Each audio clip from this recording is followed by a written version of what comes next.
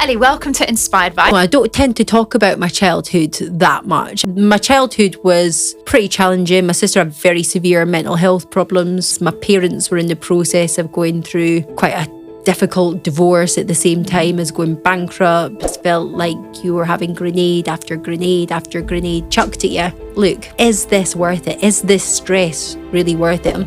I still have days where the dark dog bites. I feel like you learn so much more about yourself on those days. I sat down on a beanbag and Googled get rich quick. What could possibly go wrong, Chloë? Public were released back into the wild. I'd lost my captured audience. And that's when the Facebook Live Sunday series progressed to the On a Mission podcast. Well, Ellie, welcome to Inspired by. How are you doing today? Oh, thank you for having me. This is really exciting. I know, do you know, it's really exciting for me because, as you know, and for anyone that's listening or watching, your podcast inspired me to launch this show. And this is the third time, not the first or second, the third time I'm getting the luxury of interviewing you. So I thought, what better person to kick off this whole show as my very first guest? So welcome. Oh, how exciting. Well, I'm honoured. I didn't realise I was the very first guest. That's amazing. Third time lucky. I must have done something right. No pressure. You're still coming back. Still come back for more. Yeah, exactly. So we've talked a lot. I've interviewed on stage. I've interviewed over Zoom. And finally, we're in the studio together. And so I know a lot about you. For the listeners and the viewers, tell them a little bit of a snapshot of who Ellie McKay is. I hate that question. I really do. It's like, where do you start? But actually, it goes a bit deeper than that, doesn't it? Like, how do we identify ourselves? What do you say first? What's of the utmost importance? You know, I'm a mother of three. I'm a wife. I'm an entrepreneur. I'm a podcaster. I'm just a regular girl trying to figure it all out. A lot of people know me through property initially and now through the On a Mission podcast, which is amazing because at age 40 I'm finally getting paid to talk, which is amazing. I'm very, very excited about that, Chloë. And you're very, very good at it. I really, really am. And talking about talking, so obviously for anyone that has obviously listened to your podcast, I've been a listener of On a Mission for a while now and you've had some incredible guests. I would genuinely believe that you have the gift of the gab. Have you always had that, or is that something that's grown over time in your career? Yeah, I think if you were to ask my parents, they would definitely confirm I've always been a bit of a talker. You know, when I was younger, I was always getting me into trouble. All the school reports tended to say the same thing, could do better. If only I applied myself a little bit more. But I used to always enjoy connecting with people, even from a young age. I love communicating. I love relationship building. And I just love to talk. I love the sound of my own voice. That sounds really egotistical.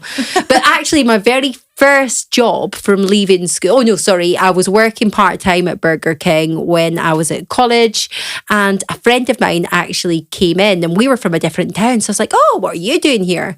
And she said, oh, I'm at Zenith Windows. I was like, what, Zenith Windows? She said, well, it's basically telesales. You ring people up, you cold call them and you ask them if they want double glazing. And she was on 40 pence an hour more than me. She was on £4 an hour and I was on £3.60 an hour. So straight away on my lunch break, I marched round to Zenith Windows and asked if they were recruiting. And I thought all my dreams had come true there and then because we were following a script, we were objection handling, we were talking to all these different people, which arguably is one of the most difficult jobs you can do, but it's so character building and it actually holds you in really good stead for most professions in later life because you're learning the art of communication and selling and all these other skills. Also handling rejection. You need to be very resilient because you get the phone slammed down on you time after time after time. But I absolutely loved it. I was in my element and I suppose all these years later to come full circle to be in a situation where, like I said earlier, I'm getting paid to talk, but not having to sell people double glazes. It's just brilliant. It's like suddenly there'll be an ad appearing in the show now of double glazing, company run by Ellie. Fantastic. Yeah. And it's interesting that you mentioned though the fear of rejection, right? Because for so many of us, we are born with it or we have never learned how to be rejected. Hopefully in most people's childhood, they don't experience rejection. Many do. But for you, it sounds like that career really helped you overcome that. Was it always the case when you first started there, or did you have to get a few punches to be able to come back up?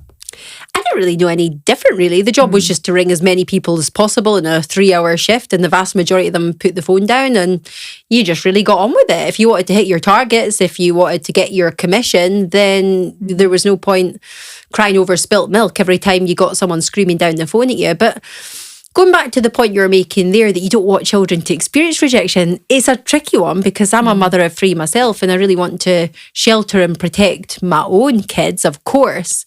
But on the other hand, I do think rejection is a part of life, and I think resilience is one of the key skills to becoming successful. And quite often when people ask me what I attribute to my own success, obviously success is very subjective, which I'm sure we'll come on to.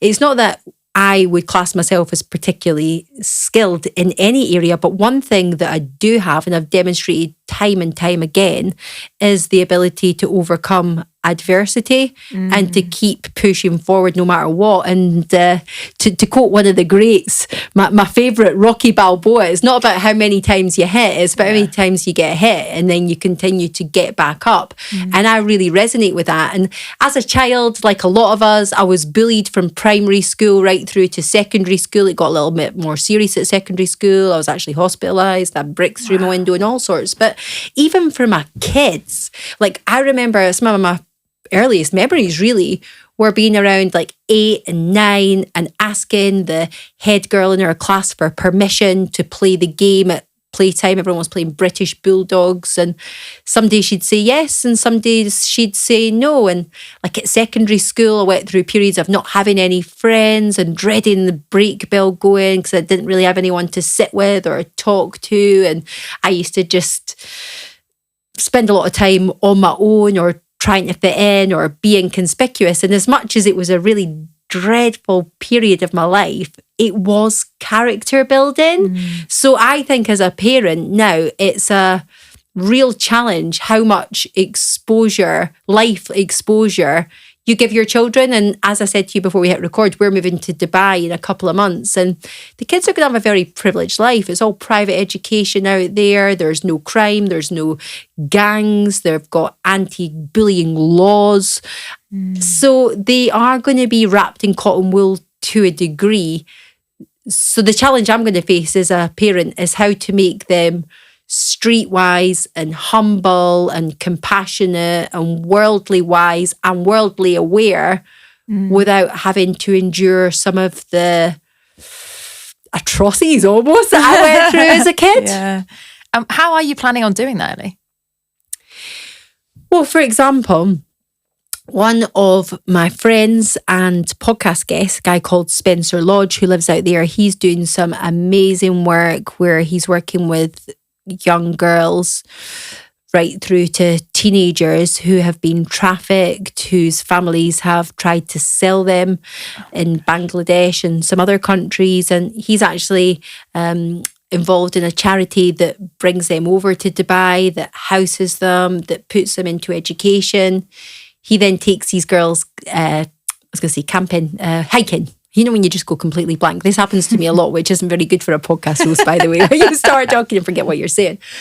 But yeah, he takes them hiking every week, and he's just so passionate the way he talks about these girls and the contribution that he's making. And I just think, like, when we move over there, I'm going to take my eldest, Sienna. She's 10 years old. We're going to go on these hikes. We're going to, show her that she's in a very privileged position and try and give her, I suppose, an insight into just how fortunate we are in the West in particular, really. It is very easy for us to not learn and to want to protect our families, our friends. I remember when I first started my business and things started going well, I was like, I want to pay for my parents to retire, I want this and this and this, and eventually have a family that do the same. But you're right, it's finding that balance. You want them to learn from their own experiences, because I'm a massive believer in, if we try and mollycoddle them or cover them in cotton wool, they're going to end up finding other problems and other adversities, and some may actually be worse, right? 100%. And one of the things, it sounds like I'm name dropping here, but I recently interviewed Eddie Hearn, and I've also been fortunate enough to interview his dad, Barry. Eddie arguably has surpassed all of Barry's expectations and his own, and is widely regarded as the number one sports promoter in the entire world. However, if you ask him, as I did, what his one regret is, it's the fact that he wasn't born into a working class family. Because obviously by the time he was born, Barry'd already made it. He was already a millionaire or a multimillionaire who was brought up in private education. He used to have a limo coming to pick him up from school. So he can never, no matter what he achieves, ever say that he's a self-made multimillionaire, because he always had that leg up, and that's what's driven him. But obviously, you know, Barry was there from his dad was a bus driver, he was from a council estate background, and obviously went on to achieve unimaginable things. So it's really interesting, and that's going to be the same for my kids too. I suppose, a bit of a hybrid upbringing. We had the council house, then we moved up and did really, really well as a family. My mum and dad had a really successful business. They had a few shops. It was very lucrative. We had the big detached house and brand new cars and 5-star holidays to America. And then they went bankrupt and lost it all and got divorced and went back to the council houses, and we had bailiffs at the door. So I've seen every single extremity. But it's trying to instill the right values into your children, which I think we do as well as any parent can do. We make mistakes and drop the ball and pick it back up again. But I think they feel the gratitude that I would hope and expect them to feel for the life that they've got at the moment. Absolutely. And you talked there about the different extremes in your childhood, of the different experiences. How has that affected you growing up now into adulthood? Have you seen challenges that you faced throughout that process, or any big learnings that have come up from you from there? Yeah, you know what, it's an interesting one. I don't tend to talk about my childhood that much. I'm very open with my story, but it tends to be from my early 20s is usually when I start it. But my childhood was pretty challenging. My sister had very severe mental health problems.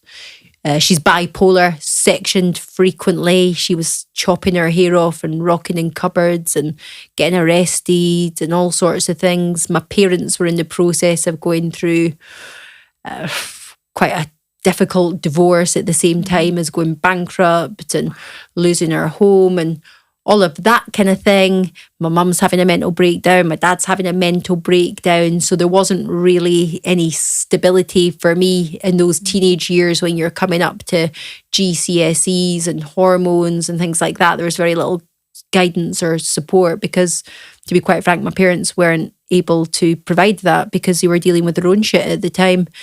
And I think that's probably impacted me more than I allowed myself to acknowledge for a lot of years. And I think the main way it's impacted me, and it's not necessarily negatively impacted me, is the need for financial security, which as an entrepreneur, I mean, really I should have just got a job. Would have been easier, right? Because you know the journey, the roller coaster is very, very real. I don't think it matters what the profession is, what the industry is. You have highs, you have lows, you have setbacks. You're up here 1 minute and then you're down there the next. And I think I am definitely somebody that needs to know that I've got contingencies, need to know that I've got fallbacks, and I'm sort of prepared for every eventuality, having seen my parents have everything and lose everything. It also makes me realise that money is important. A lot of people say money doesn't make you happy, and I'm always going on about the definition of success being subjective.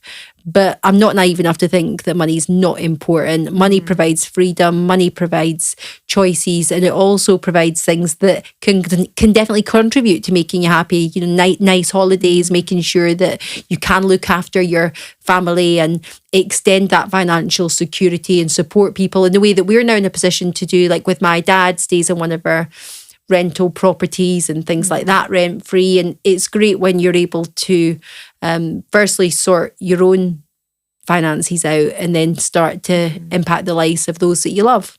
Yeah, so true. And it's funny you mentioned that, because I had a very similar upbringing with my parents divorcing, and that's not for this episode, but I can really relate to the fact that losing it all and having that environment where there's no stability makes us crave stability. And I remember when the very first time I lost it all myself and I went seriously ill, mentally ill, depression, anxiety, and so on. And it's one of those things where I didn't realize I had that pattern until I experienced it. And I was like, oh, this is where it's showing up.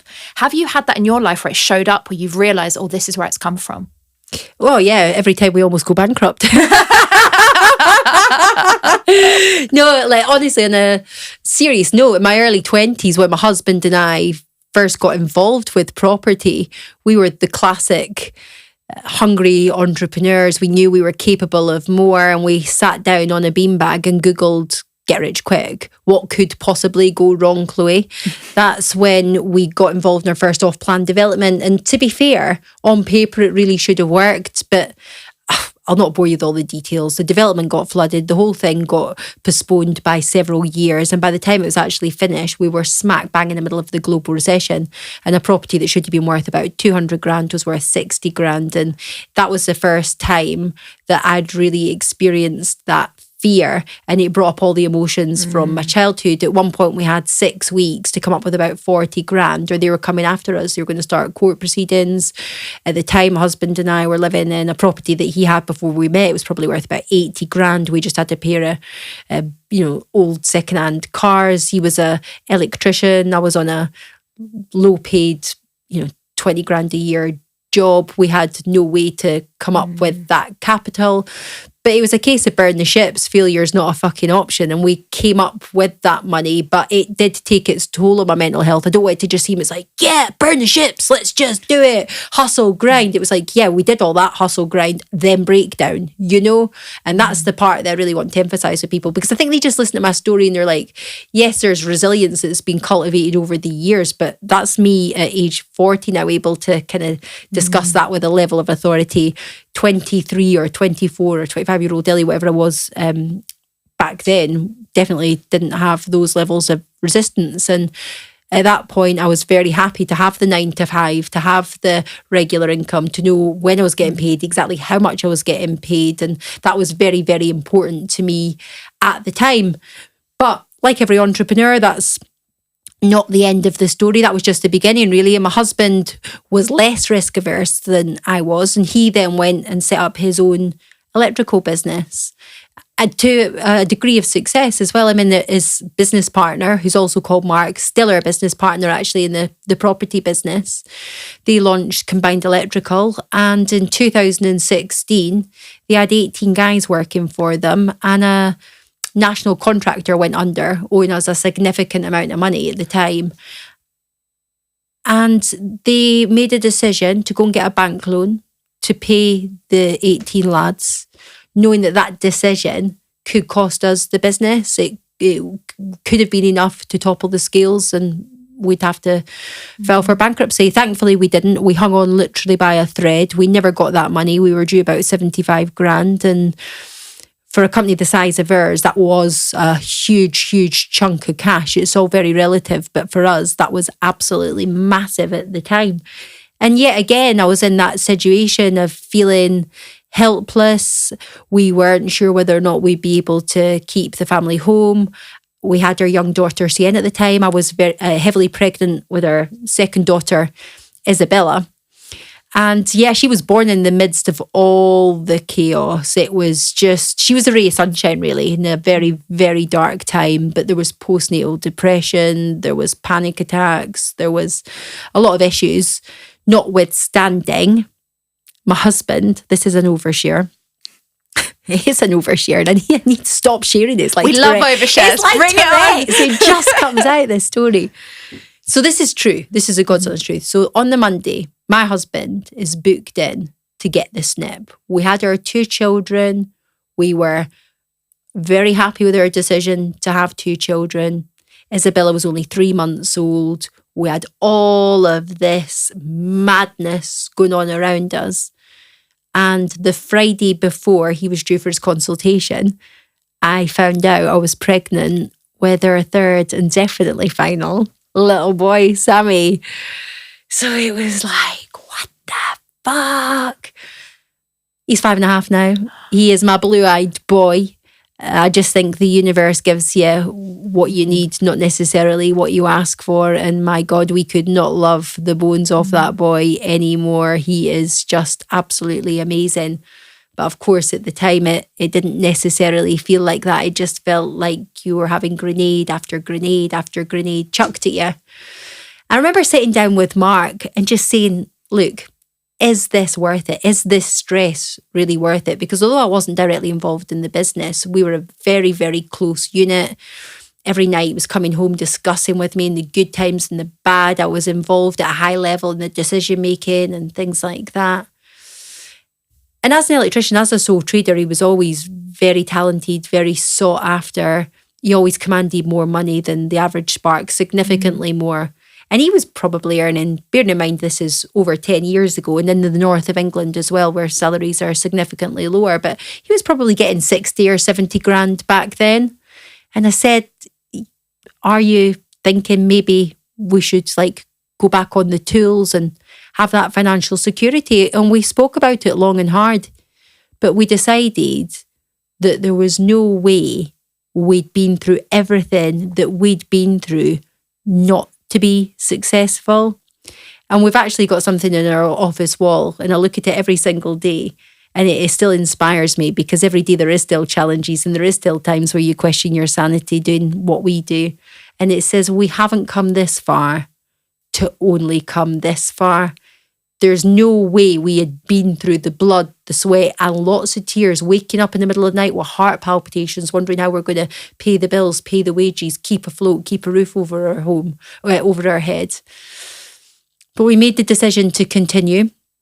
It wasn't like one of these Hollywood moments where you make the decision and everything just starts clicking into place. I wish it was like that, but no, the universe had other ideas. It had another few grenades to keep on chucking at us before that point.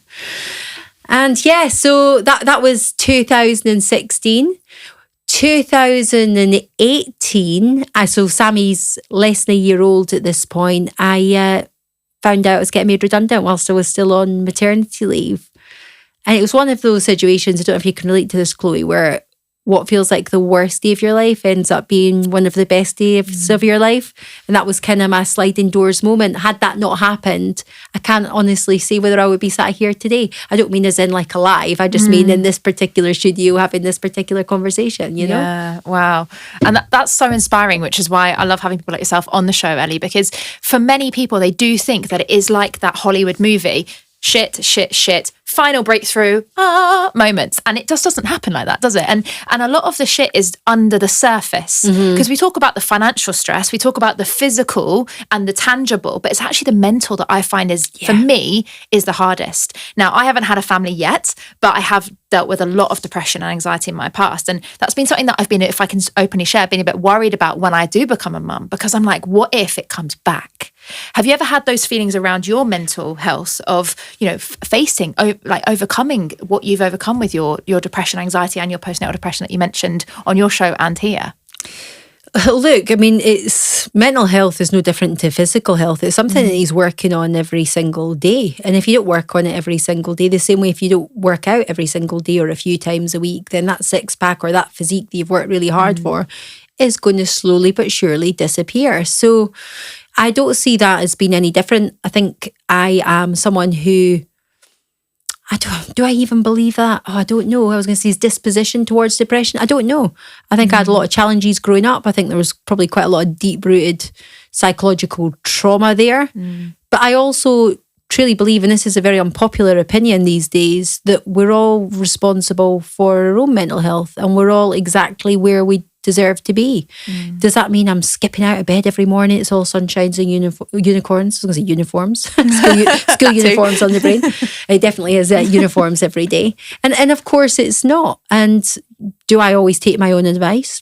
No, I don't. But I am someone who tries their best and puts disciplines and habits in place to ensure that I have the best possible chance. And that's why I do exercise regularly.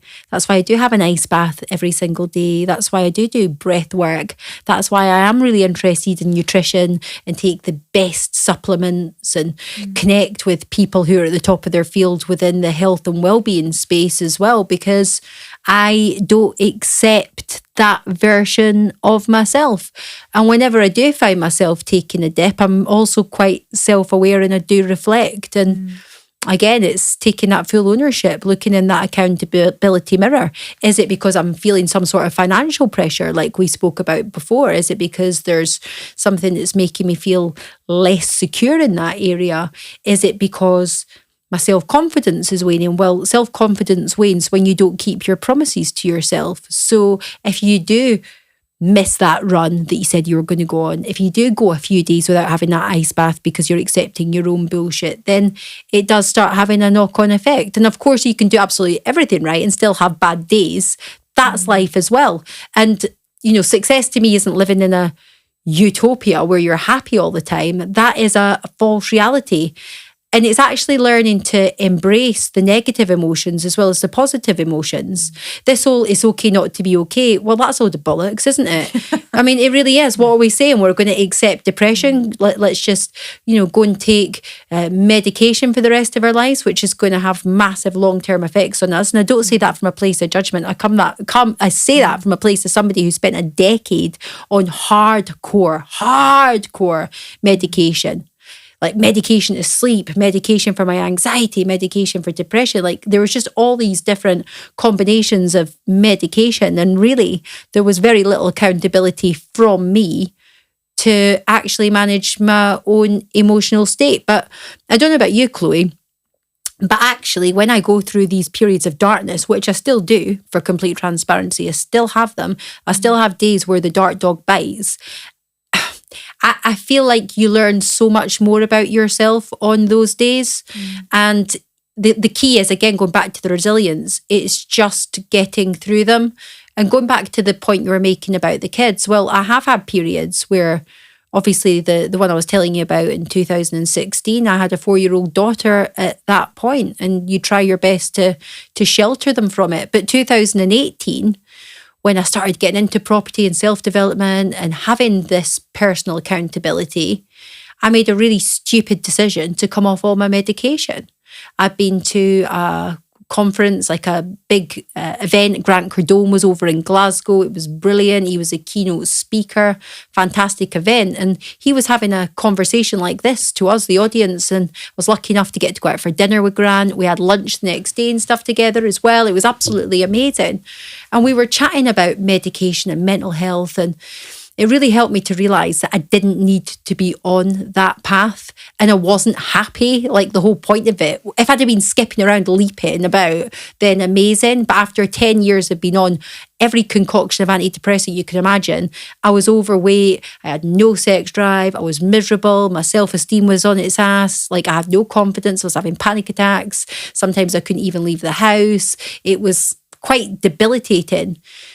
So I made what I believe was the correct decision to come off the medication, but I did it in a very stupid way. And I just basically stopped cold turkey, which I would never advise anyone to do. Go and see a doctor, do it sensibly, reduce it in a way that's not going to have serious ramifications like I did, because I came off that medication. And again, I don't really share that openly with people, but it's as close as I've been to taking my own life. I think if I didn't have children, it would have been a different outcome. I didn't see the point in living. It was so dark. I really struggled to get out of bed. And again, going back to the fact that success is subjective, success to me at that point was getting out of bed. It was brushing my teeth. I was throwing myself these little cookies, as David Goggins, just get out of bed, just brush your teeth. Even if that's all you do today, this is me talking to me. Just brush your teeth, and then you can go back to bed. And then I brush my teeth, and it's like, just, have a quick shower. You don't need to do anything else. Just a 2-minute shower. Just freshen up. You'll feel better. You can put your pajamas back on, but have the shower. And then the next day I might have the shower, and it'd be like, just put a pair of joggers on. You don't need to leave the house. You don't need to see anyone. Just put some joggers on. And that's how I was doing it, So success for me at that point was genuinely being upstairs and present and making breakfast for my kids. Thankfully, they were all quite young. I don't think they particularly realised how bad it was. I've got a really supportive husband who was able to shelter them from it, which is really important as well. It's obviously a very different situation for single mums, or single dads. But yeah, that was my reality at the time. But it was a case of not stopping either, still pushing forward, even if it was the tiniest of little steps, the little baby steps. And I was still, as daft as it sounds, my commitment to myself, even on the days where I didn't get out of bed, and I did have days where I didn't get out of bed, I'd still do a LinkedIn post. Wow. That was my one thing for the day. Keep it going, keep the momentum going. There was something in my head that wouldn't let me fully stop. Even though I felt like being on this planet was completely pointless, I also deep down knew that I would get through it. And I didn't want to stop the momentum either. Wow. That's incredible commitment to, questioning your life, but still being committed to the desired result. Yeah, I mean, I'm definitely a little bit fucked in the head. Because there's going to be people listening to this going, that just does not make any sense. But I always say you've got to be a little bit crazy to do what we do. That's why the vast majority of people don't understand this world, this life, this reality. But they're probably not going to be the kind of people that are listening to your podcast. Yeah, exactly. And that's the thing, Ellie, is a lot of people feel like every entrepreneur, every person with a personal brand has a sob story. Everybody has I didn't have this, and now I have this moment. And I'm a massive believer in the reason why we have those is because we had the sob story. So it's true, right? Everybody does have something that has formed them, has pained them. In terms of your coping mechanisms now, you mentioned obviously you came off the meds, obviously advised that you probably wouldn't do the same thing again. What's your strategies now? And what would you say to other people that are maybe struggling with their mental health as they're listening to this show? Look, it comes in peaks and troughs. Again, just making sure, hey, look, I'm not a life coach. I'm not here to preach to people, but it's a catch-22. When you're depressed, you can't be bothered doing anything, especially not exercise. And you take comfort from eating crap and carbs and having a pizza and a bottle of wine. I know, because that would be my default even now. And I'm not saying I never have pizza or anything like that. But again, the standard I've set for my life means that, unfortunately, the hard decision are what makes an easy life. The easy decisions, if you compound them, make for a far more difficult life. Hence, things like doing the daily ice baths. There's a lot of physical benefits to doing ice baths, but the mental benefits are unbelievable. Like, I can notice if I go a few days without having that. In the same way that if I, like, for example, I've just had 11 nights in Dubai where the nutrition, the diet, it's been not amazing. The routines kind of get quite disrupted. And by the time I come back, I am craving broccoli, nice filtered water, exercise, fresh air, but just moving. It doesn't need to be 0 to 100. And I think this is where a lot of people go wrong. We see every January, don't we, with the gyms? Every January, without fail, we get a load of overweight people who have overindulged over Christmas. I'm usually one of them. And come January, they're like, right, I'm going to go to the gym 6 days a week, twice a day. I've got my green shakes. I'm going to have 100 calories a day. That's it. I'm just going to drink nothing but water. I'm going to be a size 8 within the next 25 days. And mid-February, the gyms are fucking empty again because people cannot handle it. It's not sustainable.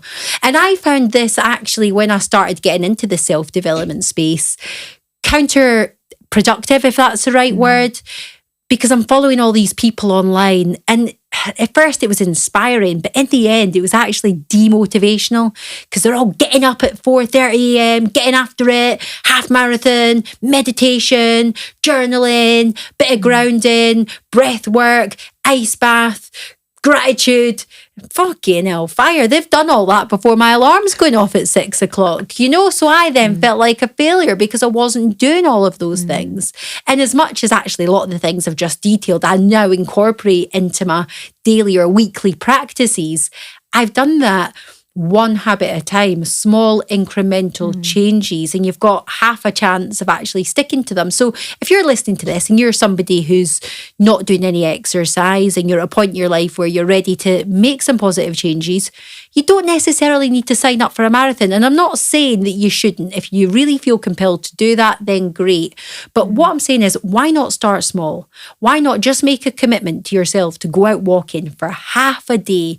That can be time where you don't listen to anything, you're just present, you connect with nature, you can appreciate your environment, you can use that for your self-development if you want, you can listen to podcasts and audiobooks, you can box off work calls if you're extremely busy. It's entirely up to you, but there is always options. Getting up half an hour earlier, you don't need to go from 7 o'clock to 4:30, but maybe start setting the alarm for 6:30 and become accustomed to that, and then maybe do another half an hour. And I just think, keep it real. But unfortunately, you can tell I'm not a natural fitness guru, but you are what you eat. You know, your gut health is connected to your brain health. I take it all really seriously now, which is why, like I mentioned earlier, I do take really good supplements. I am conscious of my nutrition. I don't drink tap water with all the fluoride in it. I've got a reverse osmosis machine. Just little things like that. The exercise, what you consume is ridiculously important. Are you listening to the news? Are you reading the Daily Mail every day? The Daily Mail, as I like to call it. I need to stop calling it that because they keep featuring me. We'll edit that bit out. But, if you're listening to all this depressing, doom and gloom nonsense, propaganda, most of it, that we're subjected to, bombarded with every single day, it is going to affect your energy levels. It is going to affect your mood. We all start off with I call it like your emotional bank account, and it's full every day. And then every time you put on the news or something happens, it gets chipped at and chipped at and chipped at, which is actually why, just to kind of make another point about one of my routines, is I try to box off the worst things in the morning, like eat that frog, because I don't know about you, Chloe, but the amount of times that I'm meant to have been for a run at 6 a.m. and then I get up, life's got in the way, my insomnia's kicked in, I might have had 3 or 4 hours sleep, if that, and I kid myself on I'm going to do it on an evening. 7 o'clock, yeah, I've got a slot then, I'll do it after the kids are in bed, not a problem. But 7 o'clock comes and I'm like a burst ball. You don't know what you're going to have been dealing with throughout the day. My energy levels are significantly depleted, and then I don't do it. And that also chips away your self-confidence, because that's a promise broken to yourself. And then you get to a point where you even stop feeling guilty that you're breaking your promises to yourself, because you're so far off the wagon that it doesn't even matter. You must know, because everyone's been through a phase of being like super fit or super like healthy and thin or whatever it is for you. And then the first time you, I don't know, miss your gym session and go for a pizza or whatever, you're thinking, oh God, I feel really guilty, I feel really terrible. And then the second time it plays on your mind, the third time it plays on your mind. By the time you've done it like 10 times, you're just like, oh, there's no point now. I'm just pizza girl. And there's no trust there for ourselves, is there? Like you say, there's no consistency, so there's no trust. Now, Ellie, one thing you shared there, which I thought was really powerful, was the small incremental changes. Now, being very transparent, that is my worst nightmare. When I first started, I'm a big chunker, right? Yeah. I don't know if anyone knows that phrase, but it's all or nothing, basically. I'd be like, I'm going to give up chocolate. I gave up chocolate for 4 whole years, which is insane. I wouldn't even have like chocolate sprinkles. If somebody brought me a coffee and it had chocolate, no, I can't have it, because then I'll go back on the chocolate bars. And I gave up alcohol and, all these things. And it was definitely taking on board the small things and letting go of that pressure of, I don't have to be perfect. I don't have to do it all. It's just one step at a time, which I know you've resonated with. And I know we bonded over the whole no alcohol thing. For me, I gave up alcohol for my mental health. Yeah. Obviously, how have you found it now? Because it's been over a year for you. Well, actually, so this is going to be a slight contradiction, because I'm a bit of an all or nothing person. Burn the ships, failure's not an option. But you can't be like that in like 10 different areas all at once. So if you're trying to go all in with your business, you can't then go all in with your family, all in with your fitness. I mean, maybe some people can, but if you're new to this whole like self-optimization space, if you're somebody like me, then you have to kind of climb one mountain at a time. But the alcohol one specifically, so I did a 12-month challenge to fully give up. We did 13 months. So again, I've not actually shared this publicly yet. Mid-February, I went to Mexico on like a retreat with some friends. And anyway, decided to have some cocktails when I was out there. No issue with that at all. I'd always planned to reintroduce alcohol gradually and far more moderately. But I've recently turned 40. Now, get the violins out. It's been one big party after another. I've been to spas, I've been to holiday homes, I've been to Rome, I've been to Dubai, I've been to all these amazing places. But what's really sort of surprised me is how quickly alcohol just becomes part of the celebration again. And after 11 nights in Dubai, I'm only just back 2 weeks ago, we realised that we've been having a drink every day, not getting drunk by any stretch. We're there with the kids, but a cocktail or two in the afternoon, a couple of glasses of wine in the evening, and it just started creeping back up. And it was every single day for 11 days. So for me, I sat and reflected at the end of that holiday, because we'd been to Dubai with the kids the year before during the alcohol-free challenge. And I asked myself which holiday I preferred, and there were some pros and cons of each one. But the first holiday had marginally pipped it.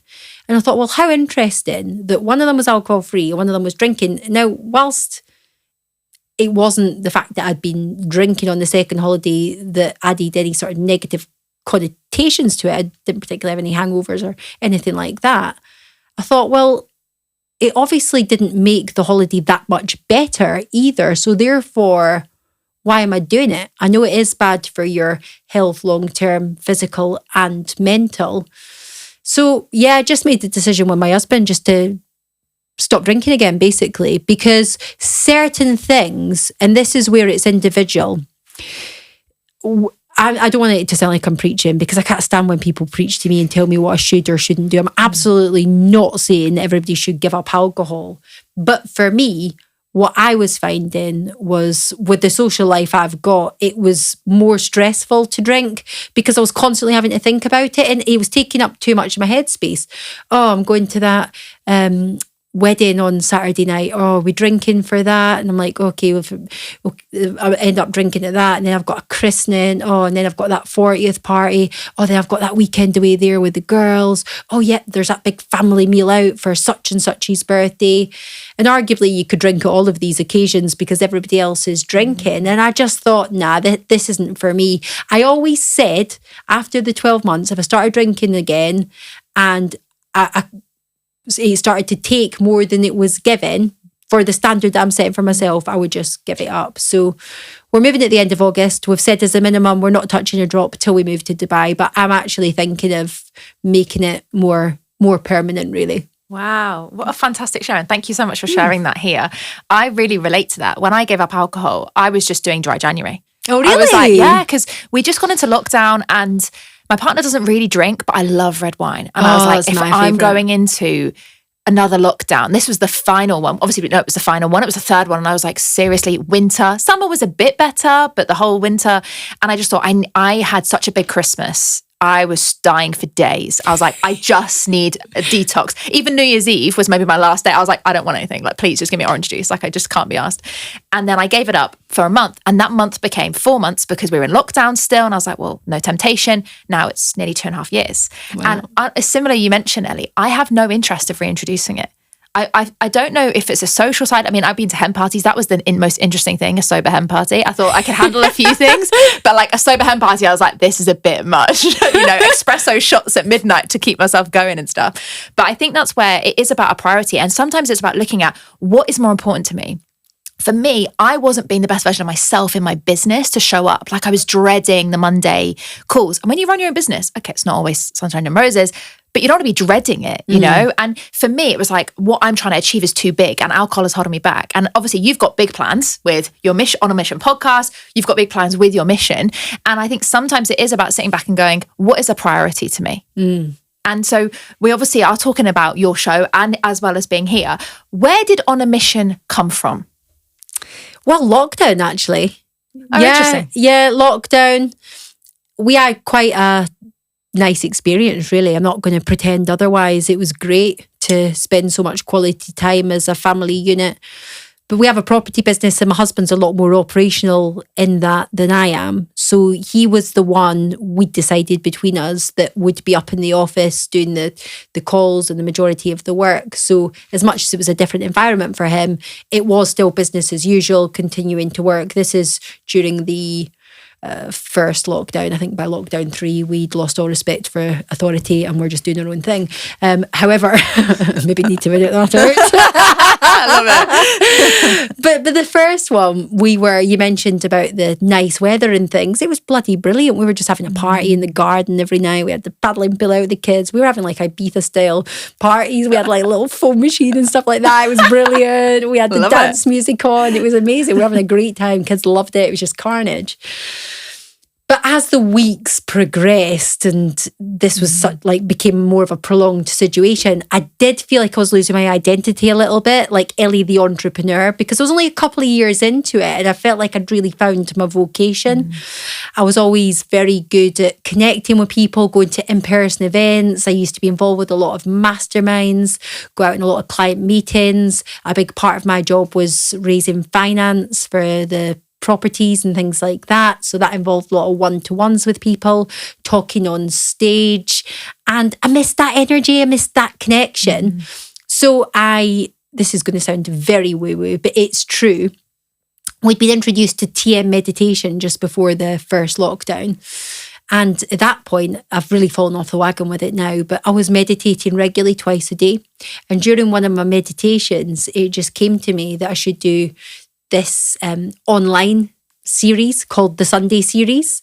So I finished my meditation, fired off a couple of voice notes to people, inviting them on before I could change my mind, because I was self-aware enough to know that if I didn't take action, I would never do it. And much to my amazement, the people that I reached out to, one of which was Nick James, our mutual friend, said, yeah, no problem. When do you want me? What time? Brilliant. So I was like, oh my God. And we were doing this was actually when I was drinking, 2020, doing these shows on a Sunday night from my kitchen or from our spare bedroom or our office with a glass of red wine. It was a bit like the Alan Carr chat show type of thing. Yeah. It was meant to be like an informal vibe. But again, that's interesting that we associate informal and relaxation and chill with alcohol. But anyway, I'd have my glass of red wine, and the guest, even though Nick was actually doing the 1 year no beer then, so he had his alcohol-free beer, but everyone would sit and have a drink, would have a chat. And I was basically shocked and amazed that so many people were interested in it. Like, we were getting, I mean, not like massive amounts, but we were getting thousands of people watching them every episode. And it just made me think a little bit, because up until that point, up until the pandemic, I understood very well the power of building a brand. And I used to travel. Anytime I was asked to do any sort of public speaking, I would say yes. I didn't really have any kind of criteria. I just thought, like, let's get your face out there. Travel to London, to Manchester, to Blackpool, to wherever was required of me. Always at my own expense. My travel costs, my overnight in a hotel, my time, not, even factoring in my time. And sometimes there only might be 30 people in the room. And I just thought, you know what? Here I am on a Sunday night with a glass of wine in my hand, speaking to thousands of people, and I'm not even leaving my own house. Now, I appreciate the one-to-many concept has been around for a long time, but that's the first time that I kind of had any personal experience of that. So after 10 episodes, the public were released back into the wild. I'd lost my captured audience. And that's when the Facebook Live Sunday series progressed to the On a Mission podcast. Wow. And I've obviously heard that story a few times from yourself and through the podcast. And I find it fascinating because most of the time, great things happen and they're not planned that way.